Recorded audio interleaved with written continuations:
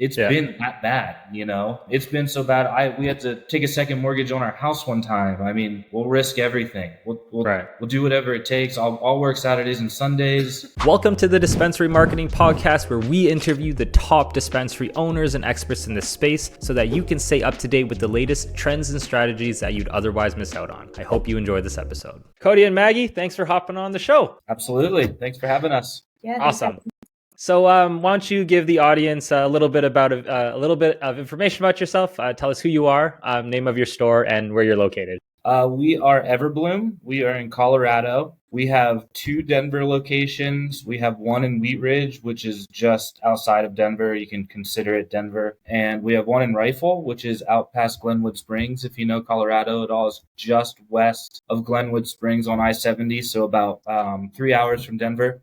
We have one grow facility active, one not active. The not active facility is just part of a store. So the store is open. We have the space. We grew in there for a little while, a couple years. Currently shut down, but have plans. Actually, we talked about it yesterday, as recent as yesterday, to reopen that facility, which is not something you hear a lot in Colorado. But right now, most facilities are shutting down. So that's us. We've got currently hovering around 45 to 50 employees. When we're super slamming, we have upwards of 60 plus. So yeah, 4 retail, 2 licensed grows, 1 active, and a corporate office. Awesome. So you guys are some heavy hitters in the space to some, and some small fish to others. But everyone has to start somewhere. I would love to kind of dive deep, because it sounds like you have a lot of things going on that side of thing. Even curious about, you reopening up, what that looks like. And we can kind of dive into that in a second. But, why don't you tell us a little bit about your background? Like, how did you get into this space? Not many people I know saw getting into the cannabis industry as their immediate calling. A few people have kind of pivoted a few ways before they got into there. So how did you guys get started? I've always loved marijuana. So it kind of started, I was in the restaurant business. I mean, I was a bartender, server bartender. And what year is this? This is, let's say, I grew my first plant in probably 2006. Wow. Okay. And I'm talking one plant. Looking back on it today, it's like hilarious how off the mark I was, comparatively. But sure. So it started there, and that was actually in Pennsylvania, oddly enough. And then I had to order all my equipment online and have it sent to a buddy's house and all kinds of crazy stuff. So then I moved to Colorado. As soon as I got here, the house I moved into, my roommate was growing. He built a tiny little box, kind of like a tent today, but they didn't have tents then. So we had to build essentially a tent in a walk-in closet about a block from the Capitol in Denver. I walked into that, not even really knowing I was coming into that. So I left, being one of the people helping grow this one plant in Pennsylvania, this one secret plant that we had, and moved out to Denver. Oddly enough, they were growing here. So I just got into it. I've always loved it, never stopped. I've more or less always had a plant growing since then. My entire adult life pretty much. So that just kind of grew slowly. I've always been very passionate about it. And, I wanted to do it the right way. So once legalization opened up, I probably wasn't quite ready for everything that the market brought me, as far as restrictions and taxes, sure, employees, and vendor relationships, accounting, banking, vertical integration, managing employee. Next to this one is accounting, so it's just nonstop. So then Maggie came in very early on, year one, couple months into me taking over this company, and I came in as just, I wanted to grow, I came in, the company was being sold. It was actually already in essentially escrow. It was being sold. Somebody was already buying it. I came in as I was going to just essentially be the grower. I don't know much about retail. I wasn't interested in much in retail. I knew where I was good and I knew where I wasn't, and I didn't want to waste my time. So I knew I needed at least one store. It just, the wholesale market back then was tough when there were these brands kind of growing kind of quickly. So I knew I needed a store, and I fell into this company. It had 4 stores. That worried me. So I had 2 partners at the time, and I was just going to come in and be the grower. So long story short, first 5 months of owning the company, both of my partners left. So then 5 months in, I was left holding the bag. It was a tough company to take over. At the end of 2017, 2018, early 2018, that's kind of the first market collapse in Colorado. So we came in right then, not knowing anything about the legal market. I'd never had a badge before. I'd never worked in a badged facility. I didn't know anything about metric. I didn't know anything about POS systems. I didn't know anything about accounting, legal, nothing. Yeah. So I came in hoping that they would just leave me alone in the grow. And that's not really what happened. And at the same time, Maggie came in and kind of took over all of that. Right. So I'll let her take it from there. Yeah. So essentially, so backstory, we are a couple. So I've been around since the beginning, but not necessarily involved in the company since the beginning. So it got to a point where just they're kind of scrambling after the other 2 partners left. And I was like, I have a marketing and management, I have my bachelor's degree in business management and marketing. So I was like, I'll come in and just, you can pay me minimum wage and I will take health insurance and and I'll keep my other job. Right. And we'll see, because I could work nights and weekends on that job, and, we'll kind of see what's going on. So I basically got in there, and the guy that was currently running, there was just a lot of stuff that wasn't being communicated to Cody. And I was kind of just like, hey, there's a lot of stuff going on that I think that you need to know about. And I know that you know that you're in trouble, but I don't think you realize how much trouble that you're actually in.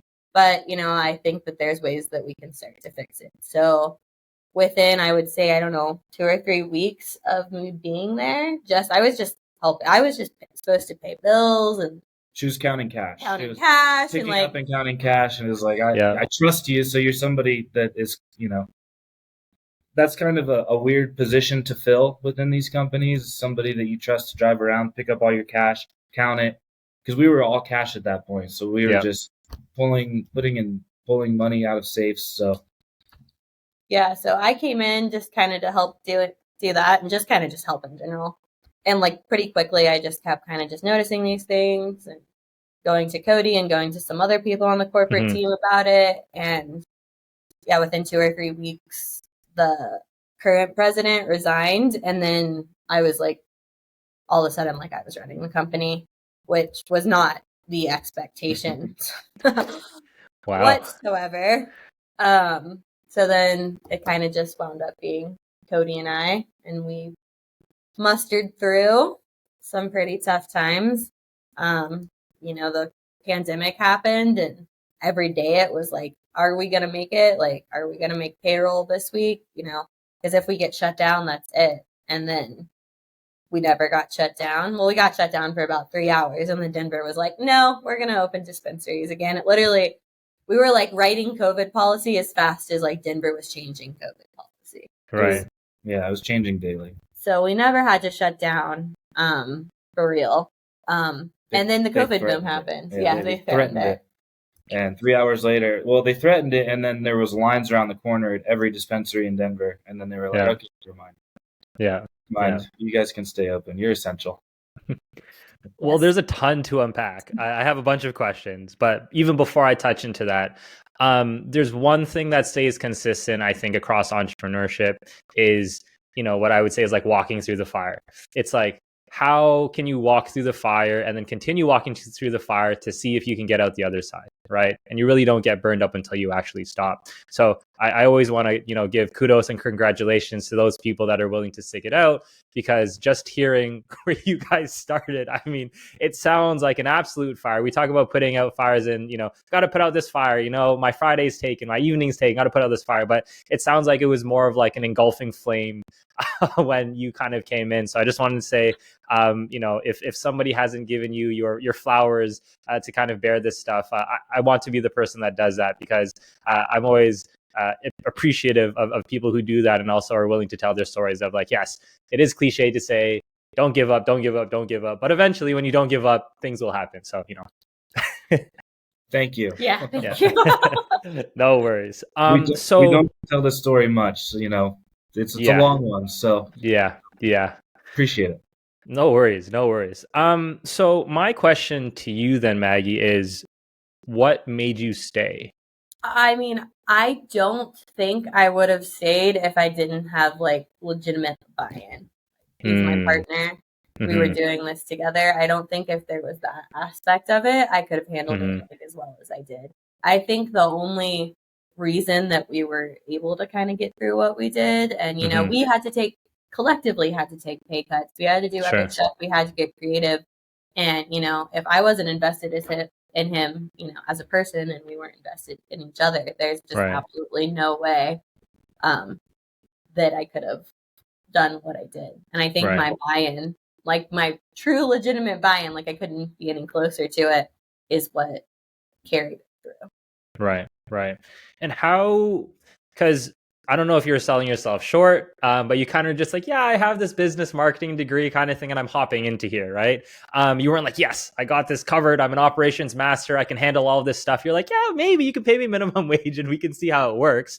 How did you kind of continue growing your learning process to essentially, again, handle these fires and handle these issues?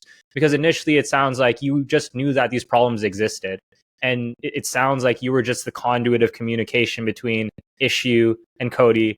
Hey, Cody, I don't know if you know this, big issue popping up. But at some point in time, there must have been a turning point where it was like, hey, I can't necessarily go to Cody to this all the time. I need to now kind of take the reins and kind of take this over. What was that growth process from, hey, you can pay me minimum wage, to I'm a legitimate partner in this business that is actually contributing something productive moving forward, and not just all hands on deck. You can kind of have me when you need me. Like, what did that look like for you? I don't know how to describe it other than it came kind of naturally. Like, I just kind of saw the problems and started fixing them.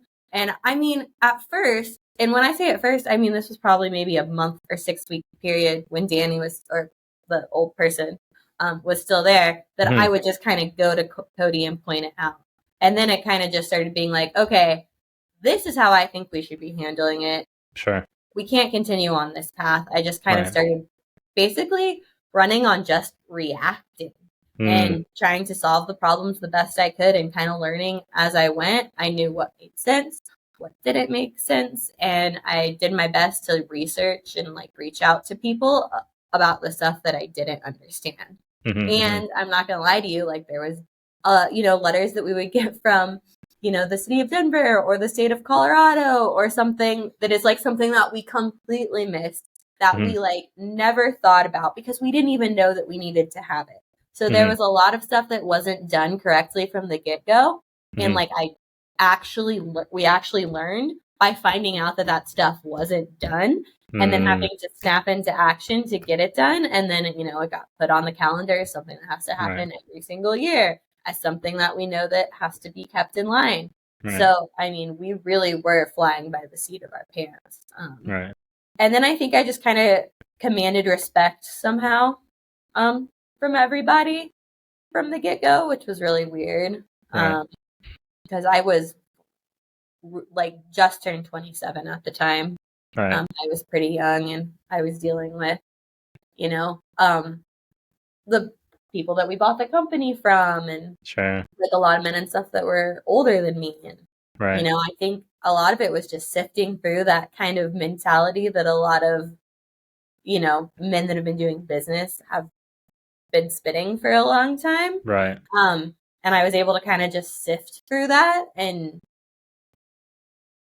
see through the BS, so to speak, and kind of understand what the issues are without sugarcoating them. And it allowed us to attack them a lot faster than just like thinking that something was going to spin in the right direction because, some guy said that it was going to. More looking at like the trends and the facts and what we were actually facing on the day to day to make those decisions instead of what should happen and what shouldn't. Right. I hope that answers your question. No. I mean, I think if I were to summarize it, competence over a long enough time span gets respect, whether they like you or not, right? If you do the right things day in and day out and people can trust you and they know that they can, depend on you to achieve A, B, C, D, F, G, whatever it is, right? The respect is there, right? Which kind of takes me to back to you, Cody. Not about the respect part, but about the competence part. And you can say that you were the most competent grower, but you said it yourself that you didn't want to necessarily look at other aspects of the business, right? Where you're being communicated all those other things.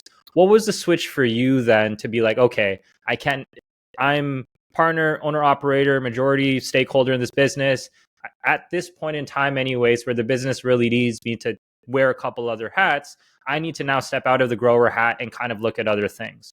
What was that transition for you from like, hey, I just want to do this growing thing to pseudo ignoring kind of, the bad news? I think the easy example is like when you're younger or even now, you have your bills, your credit card bills, you don't even look at it, you just kind of pay it off, that sort of thing. What was that kind of transition like to you, for becoming grower only to this operational beast? It was a long process. I'm still the grower. I still grow every day. I still take every clone every week. I literally outlined a room load before I came here today. I still spend 90 to 95% of my time in the grow, but I put my earpods in. I get on meetings while I'm taking care of plants. I still do all of the growing stuff. However, it's not just like leave me alone in the grow, like I thought it might be early on, which was naive of me. But now it's just the company is here, the company is running and alive, and I care about it, and I just refuse to let it fail. So it's just kind of like you're walking through fire and you just can't stop, and that's kind of how it feels to me. It was definitely a transition, and it still is, because I still have to delegate a lot of things to a lot of people. I take more on at the grow so that I can then hire more people in corporate, on the corporate side, as far as compliance, HR, like Maggie's position, accounting, stuff like that. I would rather do 3 jobs at the grow and have my input to those people and not handcuff them. I trust them and I delegate to them and I trust they're going to do the right things, and I don't have time to micromanage. So we have a great team. This wouldn't work without the team. This is far from just me or just Maggie. We are part of a team, and we have 2 other corporate members who have essentially been with the company since I took over in 2018, who grew with the company, who've seen the good and the bad, and stuck around through times when we could barely make payroll. And we would ask, hired people in the company, hey, can you wait till Monday to get paid? Like, it's been that bad, it's been so bad. We had to take a second mortgage on our house one time. I mean, it's been to where it was like, we'll risk everything. We'll do whatever it takes. I'll work Saturdays and Sundays. We have a baby now, but before her, we would work 7 days a week. We would first year, we didn't take a salary year one. When I first came into it, I was taking a salary because I thought, based on the numbers that this company was sold on, that it was making money. And kind of when she came in and was like, hey, this is not what's going on. This thing is not in good shape. I had to go out and renegotiate every lease. I had to ask every one of my landlords to go down on their rent. I, I had to figure out in-house license renewals and all kinds of stuff that we were paying for. We had to get so tight. And in doing so, we all had to learn so much about the industry and just business in general. I barely have a high school education. I have no college. So I came into this, and this is all sweat for me.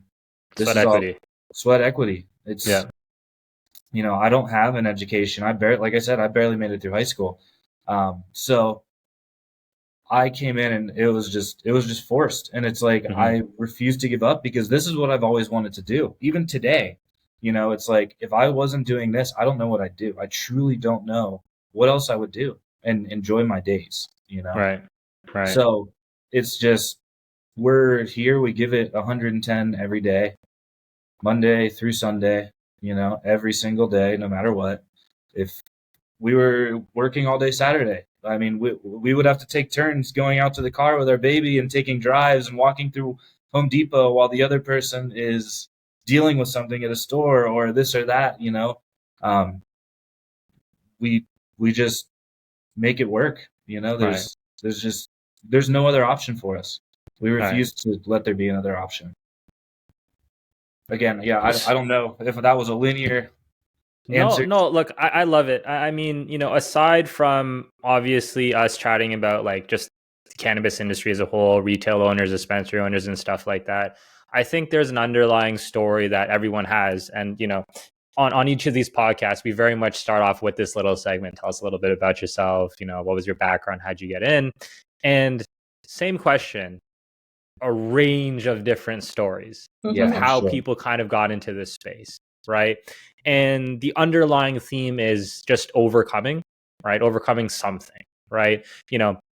Some people might have had it easier on, the partnership end, right? They might have had an amazing partnership, but then their market might have stalled, but they still needed to work through that thing. And I think a lot of times when people do tell their story, they're like, yeah, well, it's easy for you to stay. You were able to work immediately with 4 stores right off the bat. You had an amazing partner that were able to help you take out the fire. Like, everyone has something to say, right? But at the end of the day, the place where you start doesn't necessarily matter as much as to, are you continually kind of growing towards that next thing? Because, you can talk about the whole people have privilege and all of these things. Like, yes, inherently people do based on where you're born, even just where you're born, right? Being born in Canada, United States just alone is a massive advantage, right? And being able to speak the language of the place that you're born in, because, like, whatever it is. But at the end of the day, there takes a certain level of work. And I think aside from all the stuff that we can talk about in this space, I also want to kind of emphasize that, despite how kind of cool things may seem on the outside, like I run a grow, I sell all this stuff, I'm at the forefront of cannabis in this new industry. It's hard. It's really, really difficult. Really hard. And it's not for the faint-hearted. And again, it's about walking through the fire and being able to continue walking through the fire. So tell your story, because it's something that at least I'm very interested in. And right now it's just me and you talking. So that's really all that matters at this point. But yeah, again, thank you very much for not holding back. Because again, a lot of people do hold back. They're like, yeah, I did this. I'm like, well, okay, well, what happened? And I have to kind of like, dig into them. But this is fantastic. This is not pretty and shiny at all. This is I feel dirty like and hot and gross and we work so hard to make it what it is and to make it survive. So it's definitely people, my hometown and stuff, it's just like, you're so successful and you got to have all this money, and it's like, I know. It's so what money has. Yeah. First person not getting paid is us. Like, exactly. It's tough, It's exactly. It's not. I could go out and find a job making considerably more money than we take home as a salary, and but again, like, what I have to do, maybe sell my soul, maybe, who knows what kind of job I'd have to take, and not be happy. So, well, it's for the love of the game, right? Sure. Again, like, we do say, yes, there are a lot of issues and walking through the fire and all that fun stuff, but like, again, you also wouldn't trade that as well. So, it's a mix. I don't know what I'd do if I wasn't so stressed out. I don't know what I'd do without all of this stuff on my plate. I mean, I'm sure it would be nice for a minute, and then at some point, I think I'd get bored. Yeah. I honestly think that I took this on because I was finding free time in my days, and it was like, well, you know, I've got this little bit of extra free time. Let's fill it with something, and then I would just grow the business a little bit more, a little bit more, a little bit more, or I would educate myself, or I would do this or that, until now all of a sudden it's like I wake up in the middle of the night and I'm working. My mind is just going like crazy till I fall asleep 24/7, while I'm sleeping. It's just nonstop. And honestly, the transition to, a 9 to 5 and turning it off at the end of the day and taking my weekends, I'm sure it would be great, but I just don't think I'm wired like that. Right.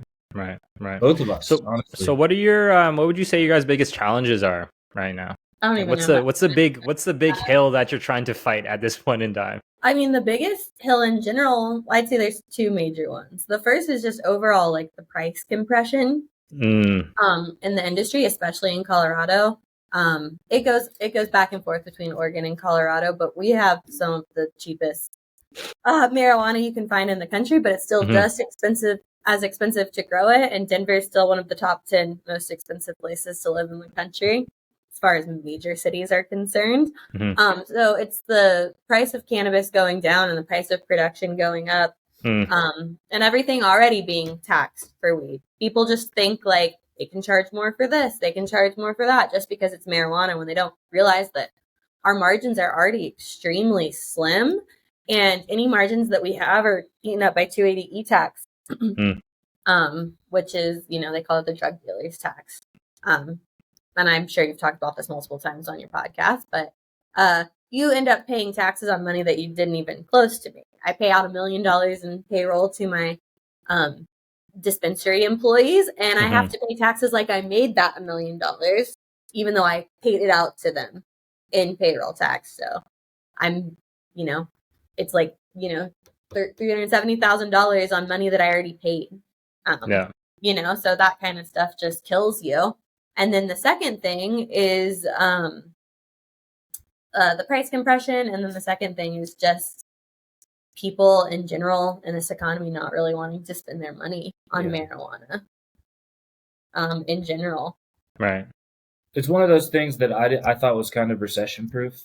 And we're kind of seeing now that it definitely hurts. I can see our sales fluctuate based on gas prices. People still want to smoke. People still want to buy as much as they possibly can. It's just they don't have the extra money to do it at this point, and that hurts us. So then we have to find places to make that up. And one other thing I would think is staffing is tough, with 4 stores. Minimum wage in Denver is what, $18.30? $18.29. Yeah. And so everybody's like, oh, I'll go flip burgers. I'll do this. I'll do that. It's, it's minimum wage. And we'll bring in like bud tenders at minimum wage and then potentially, give them a raise at 90 days or whatever. So we're not trying to keep people at minimum wage. But when I bought the company, minimum wage was like, we were paying like $12, Yeah. And so not that I want to hold people at a minimum wage number, but being forced from $12 to $18 in 5 years, 6 years. It's tricky. That's tricky being, the owner of a company and paying bills. That's not money that we're not getting, that we're not taking home. That's money that is taking positions away from the company.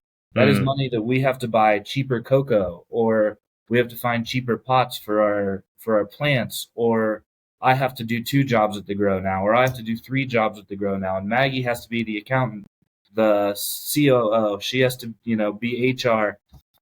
It's literally, it's making us run more efficiently. But again, that goes back to 280E, to where that makes our margins look bigger and we're making less money.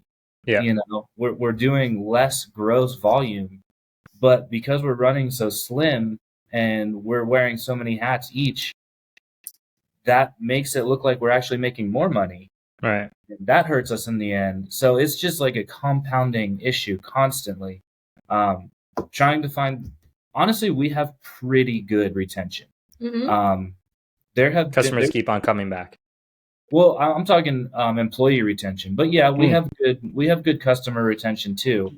But as far as employees goes, that's just one thing that I get stuck on sometimes is how difficult it is hiring people and getting people to show up for interviews even. And they'll put their resume in and not show up for an interview. And it's like, when we're running so efficiently, even just taking that part of the day out and then somebody not showing up for an interview over and over and over, it's a lot.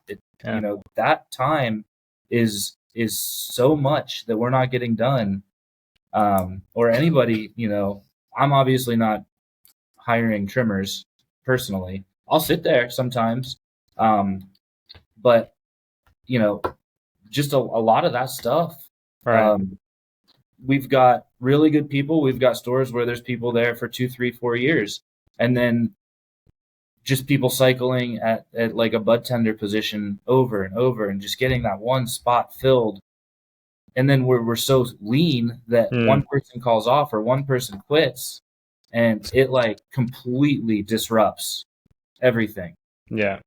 Store hours, do we have to go cover? That's something that we deal with. I mean, it's just constant. It's constant fires that we're putting out. Like you said, those are just a few. I mean, really, we could dig into the context of every part of the business and tell you the hardest part of it, and from the day of the week, and that's the hardest thing we have to deal with. All right. So, what are you guys trying to implement right now to kind of solve? I guess let's just start with the employee issue. So yesterday we had a store meeting at one of our slower stores, and I think one thing that I took from that meeting is that each store, based on its volume and how busy it is, runs a little bit differently. The morning employees communicate with the afternoon employees differently. There's different overlap. There's different amount of people in the stores. There's different ways of tracking what needs to be done. And we kind of have like an overall company-wide, here's how things run on retail. And we realized kind of yesterday that we can't do that. We have to go store by store and kind of lay out, this is how this store has to run because it has this many employees. And then over here, our Weebridge store has 13 employees and one of our Denver stores has 4 or 5 employees. And it's like, they can't run the same. And then our employees get upset. And so we're like, hey, let us come figure this out with you. Let us, that's the one of the best things about having a company run by, a mom and pop type deal is we're here. We want to come over there. The buck stops with us. We'll show up. We'll sit here as long as you guys want and we'll figure this out. And that's what we did. And one thing that I really took from that is that store can't be run like our 13 or 15 employee store. It's so different. So we can't have an overall, and it's not like a complete blanket, but even a 9-person or an 8-person store and a 4-person store that are 2 miles from each other are totally different. And we have to go in and like rework how this store is run based on the amount of employees that are there and the amount of people they see. And that's one of our bigger buildings. That's the one with the grow that is shut down. So that just came up yesterday. So that is definitely something on my radar. And I'll let you also chime in on this. I mean, right now we're just trying the best we can to focus on quality and not quantity. I've let retail know a lot that that we're going to have to get down to a skeleton staff, and I've kind of turned it on them. It's like, well, with all of the price compression and the current economy right now, you're going to have the sales to back up having more skeleton staff. But I'm kind of fighting with, well, that means I have to do more now. So it's kind of just pointing to them, well, you have to do more now. There's less sales, but I've still staffed you enough where you're able to complete anything that you need to do during the day and maybe sometimes even still have some downtime. So I think it's just, fighting the attitude with them and just kind of like trying to give them a heads up. But every single day, we're changing and implementing new things, whether it's from us or whether it's from the city of Denver, whether it's from the marijuana enforcement division. I think that people that understand us and people that understand the industry in general are the kind of people that lead us to success. So I think we're just trying to kind of find those people, because a bad employee can do a lot of damage. And while we are like desperate, so to speak, and like I said, we have to bring like the trimmers and the bud tenders in on more of like a minimum wage type situation. If we get their buy-in for the company, there's plenty of potential for them to move up. And when they care and they know that we care, it ultimately just makes a better environment for everyone. So we've just been trying to like really focus on going back to basics and like, yes, this is your job. And like, you don't have to like love it with every inch of your being, but like, let's make the best about the time that we have here. Because, we're all sitting here trying to make it work. I always preach to them, like, if you're feeling the struggles in your day-to-day life, as a tenant, as a consumer, as a homeowner, whatever, we're feeling that probably tenfold as a small business. So if things are feeling harder and tighter for you, things are feeling harder and tighter for us as well. Right.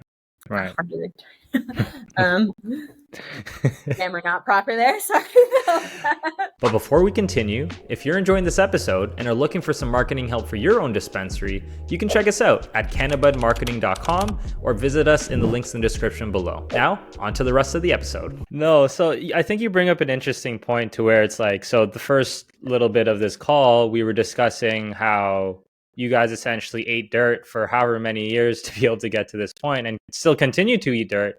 And then you view it from your own perspective, and not to kind of poo-poo any employees by any means, but you see kind of employees where it's like, hey, like all you need to do is just kind of show up on time and make sure you talk to people with a smile kind of thing, right? And they're just kind of like, and I think that's where like the employee ownership mentality kind of comes. And the solution to that very much in the world of staff training, or one of the solutions is building the culture of your team. And I didn't understand this at the beginning of my kind of entrepreneurship journey. I was like, what is culture? Like, it's just me, right? I'm doing all the things, right? But, it comes to a point where you do need to hire people and they don't see it as their own business, and as they shouldn't, because it's not their business anyways, right? But because they don't see it as their own baby, you're going to take care of your baby better than anyone else is going to take care of your baby. No matter how good the babysitter is, no matter how much they're getting paid, it's your baby, not theirs, right? And it's kind of difficult to kind of bridge the gap to try and get that ownership mentality from your staff and employees. And it does sound like you are now doing kind of the one-to-one at scale with your staff and building up that culture. Is that something that you're intentionally doing right now? Or is this that you learned from somebody? Or is this like, again, this is the part of the business that requires, like, this is the necessity that requires our business to kind of keep on going, and this is just kind of the next thing? Or are you like intentionally trying to build out scale this culture of kind of like this ownership mentality? Well, I want to start by saying our employees are really, they are great. Like, right. Again, I'll go back to this team, and that's not just the corporate team. That's not just the growth team. That's all the way through. It's just those few positions here or there that is tough to fill. Our store managers have been around for years. I have people at the grow that were there when I took over the company that have outdated me in this. Wow. So at the end of the day, like, some of the people I work with every day are like literally some of my best friends. So I don't want it to sound like no, not at all. We have a hard time with our employees. Yeah. What I'm trying to say is that is one of the things that I did not foresee being such a full-time, like, just keeping staff and keeping them motivated. That is just not something I ever foresaw or thought was going to take up as much of my time, or Maggie's time, really. Right. So I want to start with that, but at the end of the day, what we're trying to do right now is not something that was ever taught to us, at least not me. This is just us caring about our employees and our company and saying, okay, what can we do better? And we will go out and we will ask our employees. I literally start these meetings by saying, roast me. Everybody in this company has heard me say it. Literally roast me. I want to know everything I'm doing wrong. You guys tell me and I will take it to heart. And you know, I won't take it to heart, but I will take it to heart. I'm not going to get upset, but I will reflect on these things because I don't, like I said, I don't have an education. You guys, this every day is my education. So I'm going through it right now. You know, if I'm doing something you guys don't like, tell me. I might not change it, but I will hear you. You know, so literally that's where this is coming from. This is coming from, we saw a gap in one of the stores. It constantly feels like there's a little bit more turnover than there should be. Constantly feels like there's a little bit more tension at this store than there should be. So we were just like, hey, let's fix this. Let's go in and let's figure it out. It's us, you know, we're going to go in there and we're going to figure it out. And nothing is going to stop us from making this right. So that's really what it comes to. And we sit down and we hear them out and they tell us where we're not getting enough training or there's not enough communication or we're losing each other in the overlap. There's not enough time that we see each other in a week. And then the communication gets lost. And so we're just like, all right, we'll take all of that information and we're going to fix it. And that's literally how, you know, that kind of stuff happens, is really just organic within the company and us caring, you know, we care. We'll put in the extra time to go deal with that and then do our normal everyday job. We'll gladly do it because we really do care. You know? And I think it shows. And I think that for the employees that do care and do understand, that's something that they know they can't get at other jobs. You know, we show up without our heads being too big to fit through the doors, and we sit there and we talk to them like people, and because we're just regular people. We both worked in restaurants. Like this, neither of us come from money. Like this is, you know, this isn't trust fund money. This isn't anything like that. We're working our butts off to make this work. So we get it from that. I've been on that side of the table most of my life. I still don't even know what it feels like to be on this side of the table. That's why I have to sit here and ask questions and say, hey, let me, I know how, when I was in that position, how I wished that my bosses and the people running the companies would have cared for me.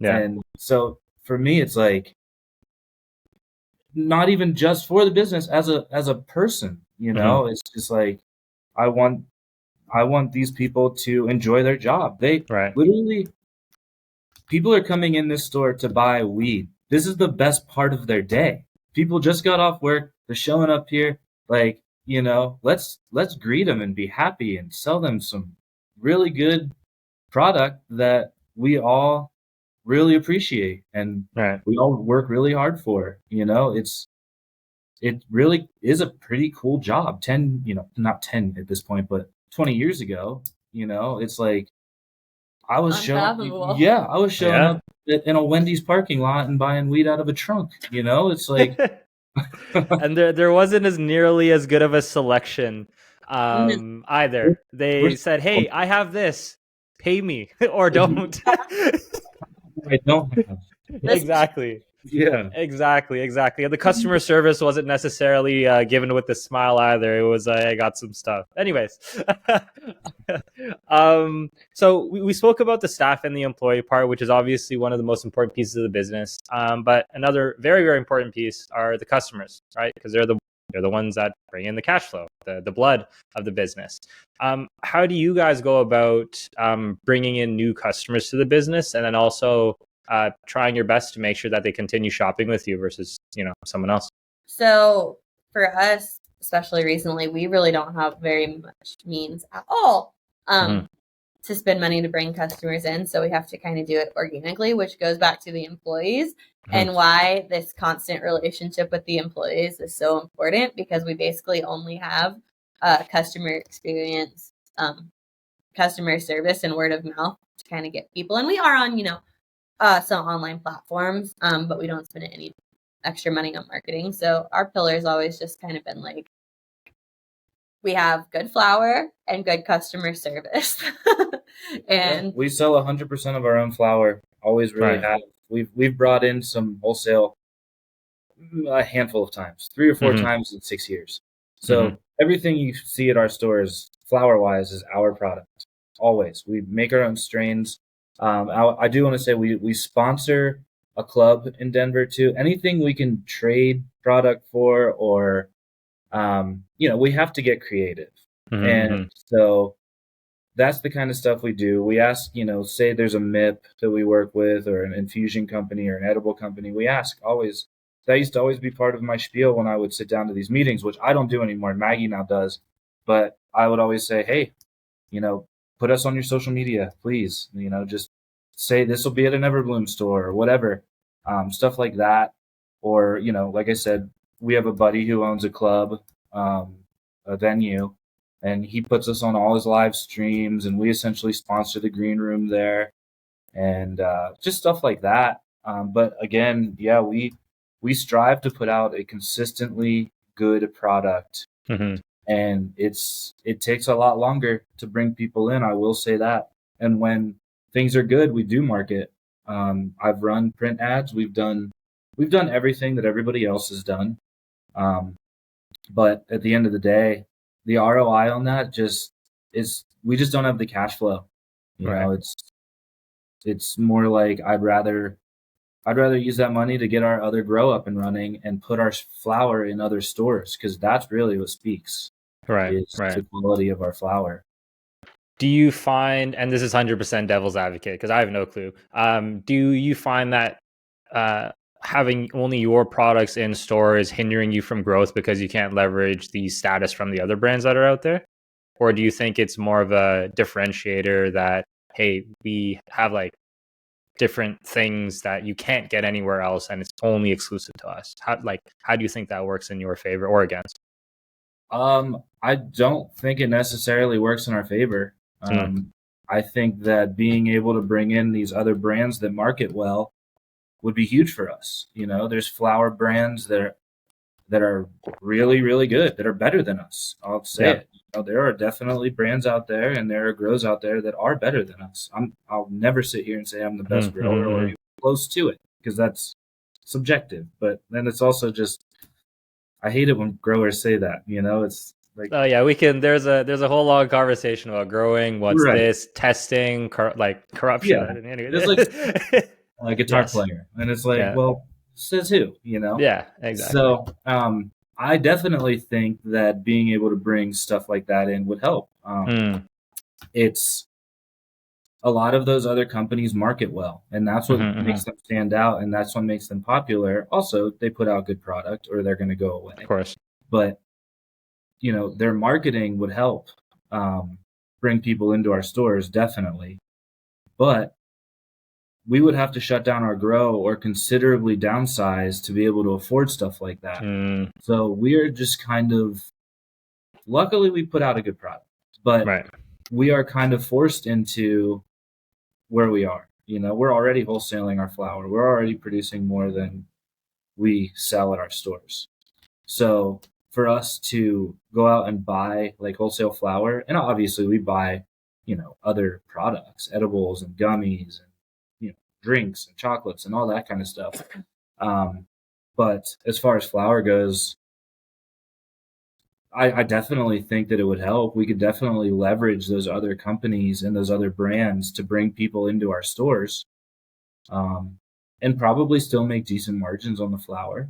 But, we are where we are. We have the grow, and to be honest, I like going to the grow every day. So, there is the option someday to continue to potentially downsize, but I think that the amount of companies going out of business in Colorado right now is going to make a hole in the market sometime soon. And that is definitely a risky thing to say, because we've been saying that for 2 years now. The amount of companies shutting down it's got to come around sooner or later to us. Sooner or later, prices are going to go up. We're going to make it through. We're going to have the good flower. We're going to be able to raise our prices. And it's I mean, we're able to sell our flower, but we're not really raising prices yet. And I think that day will come. I think we're getting close to that day. Even the amount of stores in the state is going down considerably daily. Grows in stores daily. Yeah. But to answer your question, yeah, I do think it's probably a hindrance to us. Sure. So where do you guys see the future of the cannabis industry heading in the next couple of years? I know you kind of alluded it to you maybe on a local level, but any predictions in the crystal ball? It's impossible. I do think something's going to have to give, right? You've had enough conversations that I'm sure you know that the struggles are outweighing the benefits for, 90% of the people out there. So I think that that's going to have to be addressed before the entire cannabis market implodes. How that's going to go about happening, I'm not totally sure. Depends a lot on the federal government. Yeah. I think that's why it hasn't happened, because nobody really knows. I know we'd like to see, but I think it's kind of impossible to know. I do know if it continues at the rate that it's going right now. I can speak obviously for Colorado, and we know a little bit about the Oklahoma market and stuff like that. But if it continues on the path that it's continuing now, there's not a very bright future for it. I think that it kind of runs the course, and even the big players in the major states aren't doing so well right now. So I will say that, there has to be some change in the future for there to be a future for the cannabis industry long term. That is kind of what I think, but however the federal government ends up dealing with it, it could go 1,000 ways. I mean, that's one thing. Yeah. I think it should be descheduled, obviously. But it's hard to, it's really hard to say where it's going to go, but she's right. Something's got to give, because it's nationwide at this point. You've got people opening stores, on the East Coast as they go legal, and you've got that boom, that 1 to 2 year boom, and then all of a sudden everything compresses. Depending on how they license their states, if it's open market, like it kind of was here until there was a moratorium put. But we also needed it because Colorado was the first state, Colorado and Washington. So everybody was coming here to shop for weed for the first time. So we needed the grows and we needed the stores. Now, where it's legalizing elsewhere, people don't have to come here for the novelty of it anymore. Now it's just like, oh, well, I'll stop and get a joint. Or you're just dealing, you're just selling to the people that are close to you, proximity-wise. So that is definitely showing in the sales, and that is showing in the amount of stores shutting down and grows shutting down as the other states legalize. So luckily, we're already kind of going through it. And I mean, luckily in a sense that we kind of understand it and we've negotiated it a little bit, but it's hard, and it's going to continue to be hard. But once it does go federally legal, we at least know how to run on thin margins. We already know, how to do our accounting. We already know how to have good relationships with people. We already put out a good product. We know the city of Denver. We know the city of Wheat Ridge. We know the city of Rifle. We understand how these jurisdictions work. We understand how the state works and how all of it works together. And we understand how other operators work. So it's really hard to say where it's going to go. I personally don't think it's going to change as soon as people think. But, and who's to say it changes? When it does change, it's good. Who's to say that doesn't put growing in Colorado completely out of business? Why would you not open a 500,000 square foot warehouse in Iowa where you can pay not no property tax, but the property tax on the building we grow in is unreal. And we pay that in a triple net lease. So, if it's federal, why not go buy cheap land, put up a building where you've got some amount of labor pool and mass produce there and ship it all over the country? It makes no sense for us to grow in the heart of Denver anymore at that point. So there's good and bad. But I don't think it's going to change drastically anytime soon. That's my opinion. Right. And I just, one more thing I want to add. I just don't think that anybody truly understands like the full cost of dealing in a marijuana business. Like, it's stuff that you wouldn't even think of that's setting you back. It's the fact that you don't have access to traditional loans. You don't have access to even traditional payroll software, traditional POS systems, traditional marketing platforms, any of that kind of stuff. So you're using subpar technology, which there's a loss in that in general because you're using subpar technology and you're paying more for it because it's marijuana. Just like subpar insurance, you're paying more for it because it's marijuana, but it's still subpar insurance. So it's like, even if stuff like, if people can come down on that and we can start seeing like these national corporations starting to code for marijuana businesses and starting to build programs for marijuana businesses that are the same as everyone else, at the same cost structures that like little things like that would even stop setting us back so much. I just think that people don't fully understand. It's not just 280E tax. It's not just, the fact that you have to figure out how to get a bank account. It's not all of just these major things that they're thinking about. It's all of these like little things that kind of add up to make it overall more difficult financially, but also just operationally, because you're not dealing with the same stuff that everyone else is. Yeah. It's like, it's a much bigger version of buying your house. You're like, okay, I'm going to buy a house. Great. I have equity. And now you have to buy the couch, you got to buy the TV, you got to buy the media console. Then you got to buy the dish soap, the dish, like whatever it is. Right. And like these little things kind of keep on stacking up. And it's like, by the time you have it all ready, oh crap, I got to fix my roof. Oh, I got to now, shovel the driveway. I got to buy shovels. Like, it's like these small things that it's like, yeah, home ownership. Great. And then you're just kind of hit with all these small things and nobody kind of really wants to talk about those things because it's like, yeah, I got a house. So yeah, it's interesting that you have that perspective. I do this little segment and I thought it's really interesting that I just started adding is what question would you have for the next dispensary owner I interview? I read that in your pre-interview notes, and that was the one thing that really stumped me. I've been thinking about it since I got those notes. Right. Well, we can start with this. We'll start with the question from the previous guest first, and maybe that might, kind of jog something. So the previous guest asked, and this is relating to real estate for the locations. He was saying, what is your process on finding real estate for your locations? And it wasn't really too specific. I guess it could be retail. He had some really cool marketing ideas and stuff, but just in general, we can keep it very vague, kind of however you want to answer this question. How would you go about finding real estate for your locations?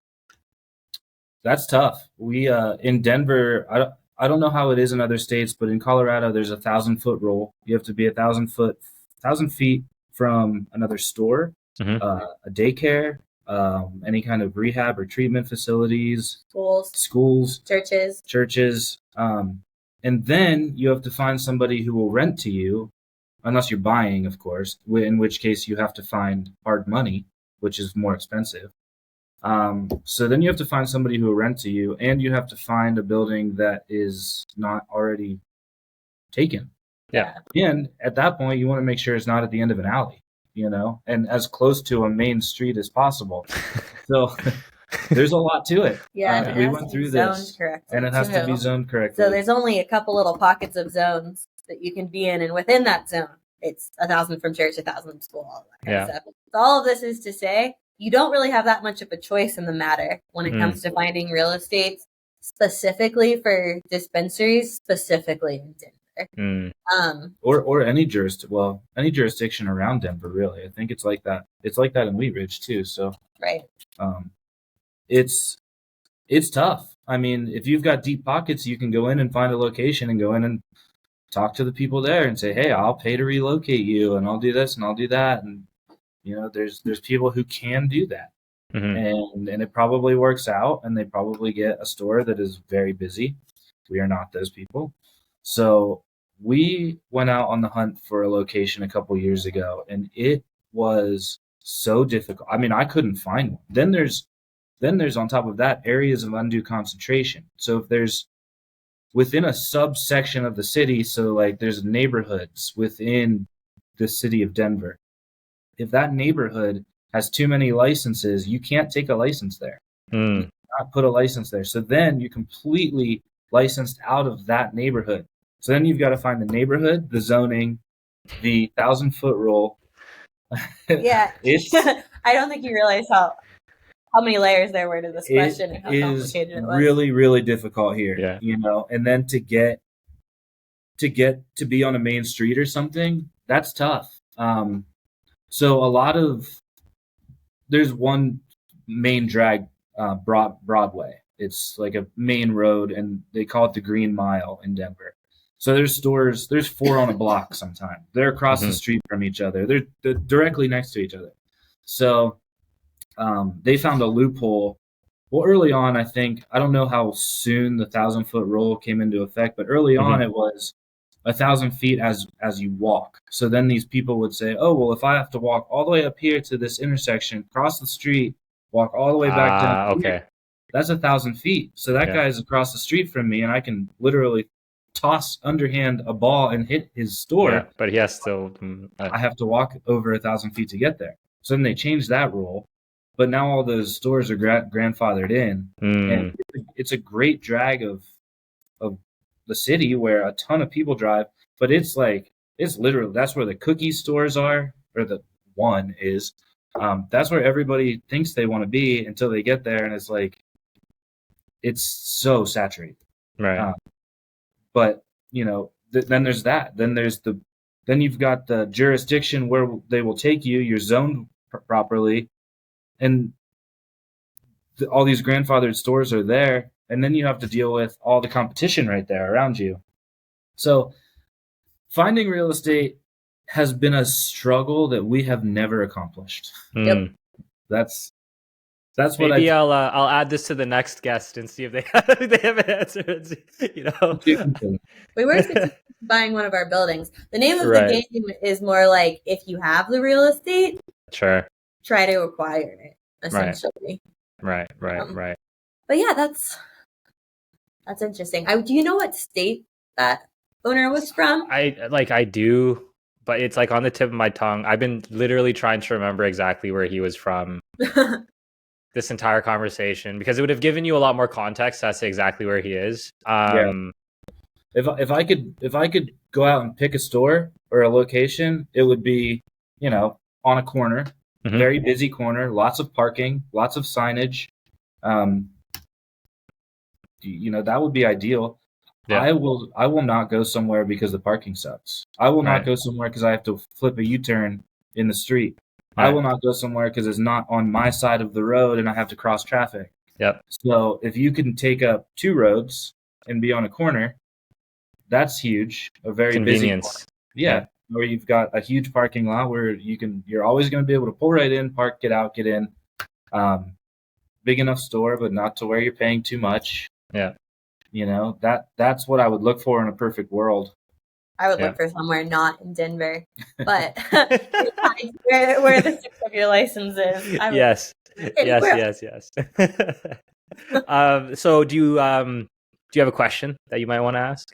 Do you have a question? It could be on anything, really. It could be on, you know, well, for example, it could be like a staffing thing. You know, how do you? I mean, that's really where I would go to is, you know, what are people multi-location people? You know, that kind of narrows it. But somebody multi-location, vertically integrated. How are you keeping staffing? How are you keeping your staff happy? How are you keeping them motivated? How are you keeping them invested in the business? So for a new dispensary owner, so they wouldn't have a staff. The question is, oh, just any. It was just the question is for the next guest interview. So like it very much could be anything. But you'd be surprised, like similarly to how you said you're from the restaurant space, a lot of people do come from some sort of thing in the background, and like the restaurant is a perfect example. It's obviously a much more mature industry than the cannabis industry. But they're still dealing with staffing issues trying around, because nobody necessarily goes into the restaurant job saying, this is what I'm going to do. I'm going to work my way up the restaurant corporate ladder, and this is going to be the thing that fulfills me for the rest of my life, right? Yeah.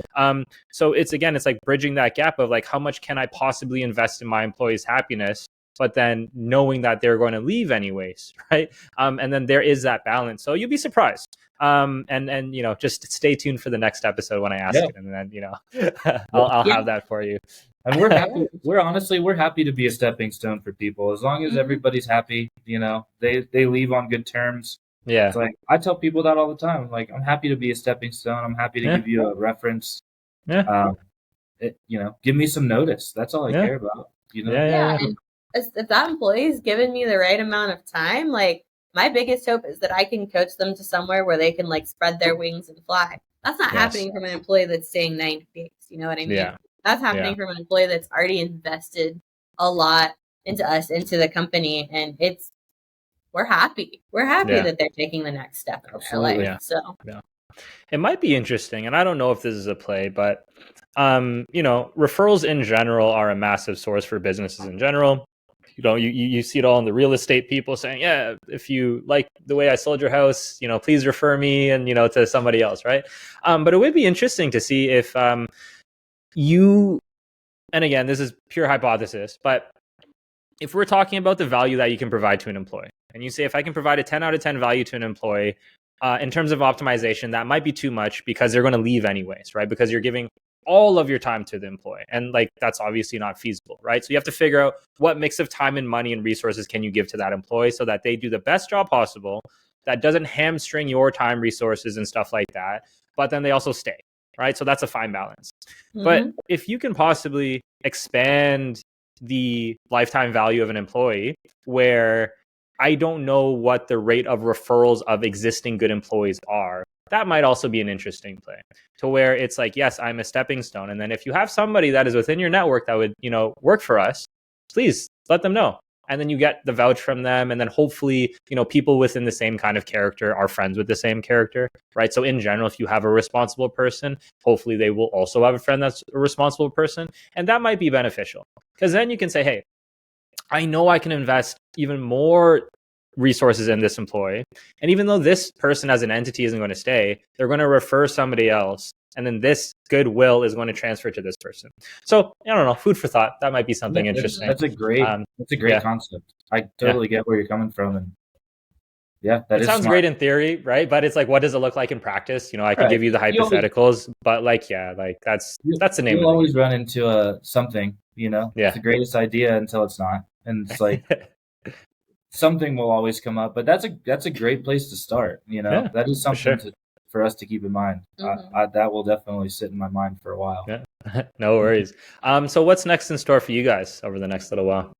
Man, we're just taking it day by day. Yeah, we're keeping it afloat at this point. We're refitting the grow with LEDs right now, which is kind of a big deal. So there's a huge, you know, learning curve there. It's going to change a lot. So we've got that going on. We constantly talk about bringing some sort of gummy company, or not necessarily gummy, but a kitchen, because we send a lot of stuff out to get made into live resins and into gummies. We have our own gummy brand. Having a processing license would be huge for us, because then we could like fully be integrated. Right. Because right now we use our product to make a lot of stuff, but it's other companies producing it. Sure. You know, so being able to make that stuff in-house would be awesome for us. And since we do produce so much flower, and we're looking to and trim, so much cannabis material, and we're looking to maybe even get the race grow up and running. Just the name of the game is just producing as much as you can and using your cannabis as currency. Yeah. So that's something I've kicked around for a long time. For the past 5 years, it's been, I need to get everything that we've already taken on under control and make sure we have it under control before I'm willing to go out and do anything more. I've had plenty of offers for partners, for selling of the company, for stock in other companies, for, you know, different dispensaries that I could have bought and taken over for pennies on the dollar. That would have been great deals, honestly. And I don't do it because I'm afraid of what I already stepped into once, where it was so overwhelming that I felt bad for the people working with us. I felt bad for our vendors. I felt bad for our landlords. I felt bad for investors. And so that's just not something I want to deal with again until I'm absolutely ready. Right. And, that day will come, and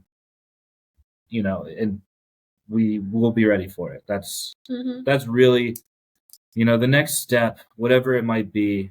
I just want us to be ready to take it on and, not get ourselves in over our heads. It's not about taking over as many stores as we can. It's not about, market share, brand recognition for us at this point. I mean, it kind of is, but for us, it's still passion. We still love what we do.